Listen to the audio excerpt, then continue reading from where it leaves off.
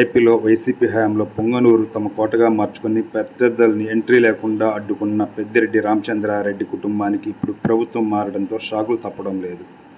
ముఖ్యంగా పొంగనూరులో ఎమ్మెల్యేగా పెద్దిరెడ్డి రామచంద్రారెడ్డి, రాజంపేట ఎంపీగా ఆయన కుమారుడు మిథున్ రెడ్డి మరోసారి ఎంపీగా గెలిచిన వారిని మాత్రం తమ ఇళ్లకు రాకుండా టీడీపీ కేటర్ అడ్డుకుంటుంది.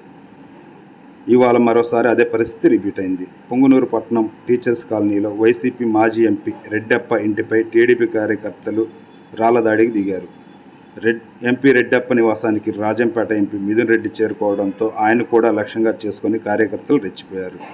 టీడీపీ నేతల దాడిలో గాయపడిన వారిని పరామర్శించేందుకు పొంగనూరులోని మాజీ ఎంపీ రెడ్డప్ప నివాసానికి వెళ్లిన మిథున్ రెడ్డిపై రాళ్లు విసిరారు.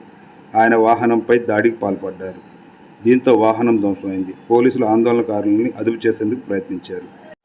మరోవైపు మిథున్ రెడ్డిపై దాడి చేయటం హేయమైన చర్యగా తిరుపతి ఎంపీ గురుమూర్తి అభివర్ణించారు. ఎంపీ మిథున్ రెడ్డిపై దాడిని ఆయన తీవ్రంగా ఖండించారు. ప్రజాస్వామ్యబద్ధంగా ఎన్నికైన ఒక పార్లమెంటు సభ్యునికే రక్షణ కల్పించలేని ఈ ప్రభుత్వం సామాన్య కార్యకర్తలకు ఏ విధమైన రక్షణ కల్పిస్తుందని ప్రశ్నించారు. ఎంపీపై రాళ్ల దాడి చేస్తుంటే రక్షణ కల్పించాల్సిన పోలీసులే చోద్యం చూస్తుంటే ఏ విధమైన ఆటవిక పాలన కొనసాగుతుందో అర్థం చేసుకోగలరని అన్నారు. గతంలో ఎన్నడూ లేనటువంటి సంస్కృతిని నేటి పాలనలో చూస్తున్నామని, అధికారం శాశ్వతం కాదని గుర్తుంచుకుంటే బాగుంటుందని అన్నారు.